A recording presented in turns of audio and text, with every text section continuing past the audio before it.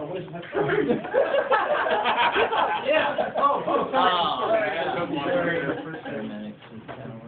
So,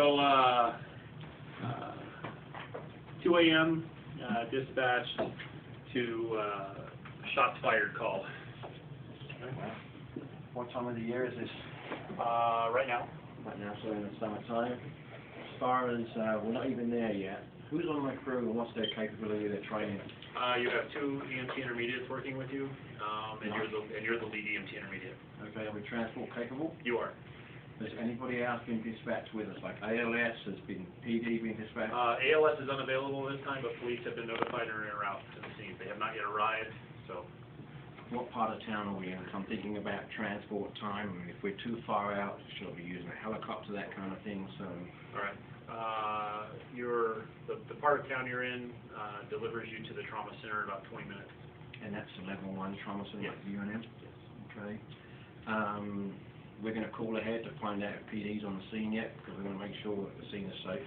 Okay. Dispatch informs you that PD has actually arrived. They've been notified that they have arrived, but they have yet to actually clear the scene for you. Okay, well, we're just going to stage around the corner and wait and try to get information out of them, like number of patients. Okay. All right. Okay. So several minutes go by.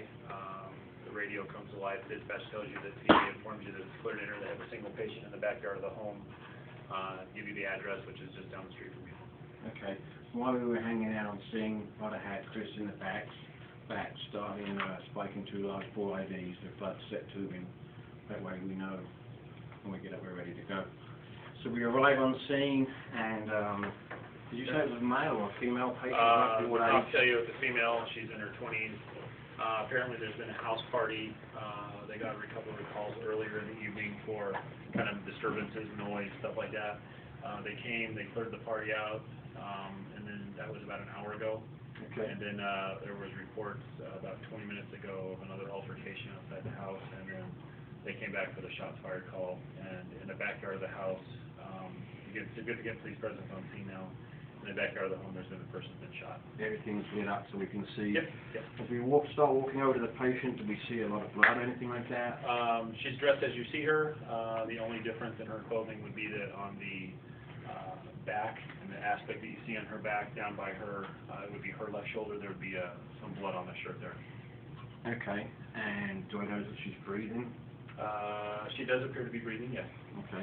So we're going to come in, scene safe, take care of that. I'm going to go ahead and get one of my partners to go ahead and hold C-spine, because you indicated that. As you come closer now with the flashlight and stuff, you do see some bruising around her forehead, across her arms and stuff. It looks like there's been a big fight. Okay. So he's going to go ahead and hold C-spine. Ma'am, are you okay? Did you respond? No. Okay. He's going to open up the airways using a modified jaw thrust because we're concerned about the location of the bullet wound. Do I notice any chest rise as she's breathing? She is breathing rapid and shallow. Okay. And when he opens up the airway, is the airway clear? We're going to look inside the airway. Is there any need for suctioning? No. No? Do we hear any snoring, like You do not. something like that? So she is breathing rapid.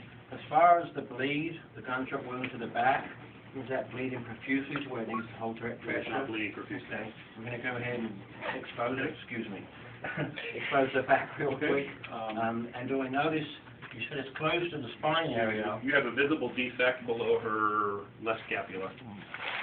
Okay. Is it a sucking chest wound or anything? There is some oozing coming from it. It does appear to be bubbling. We'll go ahead and It's apply. about 3 millimeters. Go ahead and apply direct pressure. Same time putting the flucistracin on. We could turn around and, because she's breathing rapid and shallow, are we talking about greater than, what, 30? It's about 22 times a minute. 24 times a minute. I'm going to go ahead and auscultate. Actually, I'll auscultate. You go ahead and get on oxygen real quick. The breathing's controlled? Yes. It is, okay. When we exposed her real quick, do we see anything else? No. You did somebody else? Just some abrasions. Okay. I'm going to go ahead and listen to breath sounds. Okay. Maxillary on both sides. Okay. You're diminished on the where you're listening there on her left side, and you're clear on the right. Okay. Do we notice any obvious JVD, tracheal deviation? Actually, yeah, there's some slight JVD. Okay, so we're almost starting to think about tension pneumothorax. We know the patient needs to get going. We're going to go ahead and we'll put on a non-rebreather, get her on a C-collar. I'm going to finish auscultating breath sounds. at the same time. While he's getting that on, does she have a good strong radial? We can faint. We can faint. How's the skin tone, temperature, and appearance? She's kind of cool to the touch, you notice, a little bit of paleness.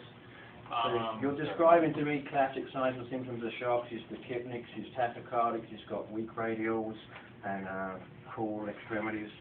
Okay, so we're going to start preparing for shock. As far as Paul, go ahead and finish getting the backboard ready. I'm going to come around, listen more on the chest. My big concern is I think you said there was some slight tracheal deviation. JVD. JVD? Okay. We definitely have attention clear. So the rest of her chest sounds? Confirms your suspicions. Clear on the right and diminished on the left. The absent in the lower left field. And we have her on a normal breather. So, on the headman's count. Everybody ready? 1, 2, 3. Is she responding to anything that we're doing? She groans when you roll her, but she's not really, Okay. there's no purposeful. Come up here, 1, 2, 3. Okay, cool. He's going to carry on holding C-spine. We're going to get one strap on the chest, do minimal immobilization on scene, and get going, because this is a level 1 trauma patient who needs to get to the hospital. While he's doing that, I'm going to check her pupils real quick, because you said she has some bruising to the head. They're equal and reactive, sluggish, but they're equal and reactive. There's Okay. no blood flare or anything like that. Airway still clear? I know you said it was clear originally. Okay. Does she have a gag reflex? You do have eyelash flare when you do that. Okay. There's a little bit of snoring now that you have her supplying as well. She does, even though he's holding. Okay. We could go ahead and put an NPA in because she still has a gag reflex. I want to pay attention to her airway. If we lose a gag reflex, we can go with an LMA. What is the respiratory rate now? About 24 times a minute. Okay, and her radial still there? It's hard pressed to find a radial pulse. Okay, so she's definitely showing signs and symptoms of shock at this time. Once we get in the back of the ambulance, Do we have a defect up here too, or no? no, it's just bruising over there. No, I mean the shell exit one. There was no exit wound, There's correct? nothing on the anterior aspect. Okay. So at this point now, we're going to pick her up, load and go. How many police officers are on scene? 6. Okay, I'm going to take one of them in the back of the ambulance with me. Okay. Paul's going to go ahead and drive Okay. the ambulance code through the UNM. So while we're in the back of the ambulance, I'm going to go ahead and, is our respiratory rate getting worse, skin color getting worse? I'm going to get an O2 sat. Okay. Your O2 sat is not really detecting any pulses in the distal Okay. extremity. Her breathing is pretty much unchanged at this point. Her skin, her pallor, she's definitely pale. Okay. My concern is if we get above 30, I wanted to start using the BVM. Does she still have a gag reflex? She does. She does. We're going to go ahead and get 2 large bore IVs started. Okay. We're successful with 14 gauges in the ACs. Sure. Okay, so both of those are in. At this point now, she weighs probably about, 130 pounds. We're going to go ahead and run in a 500 cc bolus. Okay. Normal saline, 14 gauge. Go ahead and reassess pulses. Just go ahead and get a blood pressure on her. You told me she had a weak radial, so I'm guessing her blood pressure is between 70 and 80. At this point, you can't palpate a radial pulse. Okay, does she have a brachial? She does. She does, so she's still with us. Rapid.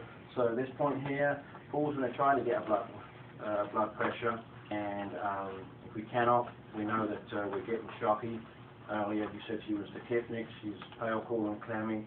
She had weak radials, now we have brachials only. Is that true? Mm-hmm. Okay. Able to even palpate a blood pressure? So, You can palpate a pressure of 88 over palp. okay. So start doing head to toe. Chris will get that. Is the 500 cc bolus in?